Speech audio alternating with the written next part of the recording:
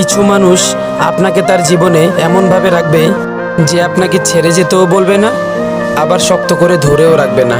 সে আপনাকে বোঝাতে চাইবে থাকতে হলে নিজেই থেকে যাও, আর চলে যেতে চাইলে নির্দ্বিধায় চলে যাও। আমি তোমাকে আগলেও রাখছি না, আবার ছেড়ে যেতেও বলছি না। কিন্তু আপনি যখন বাধ্য হয়েছে মানুষটাকে ছেড়ে চলে আসবেন, তখন সেই মানুষটাই আপনাকে বেঈমান, প্রতারক বলে গালি দিবে, বলবে ও আসলে একটা হৃদয়হীন মিথ্যাবাদী। কিন্তু সত্যিটা কি জানেন? আপনি কখনো সেই মানুষটার জীবনে প্রয়োজনীয় কিছু ছিলেন না। আপনি শুধুমাত্র তার জীবনে একটা অপশন হয়েছিলেন। যখন তার আপনাকে প্রয়োজন হয়েছে কাছে টেনে নিয়েছে, আবার যখন প্রয়োজন ফুরিয়ে গেছে ছুঁড়েও ফেলে দিছে। সে আপনাকে পাশে রেখেছে তার ইচ্ছা মতো।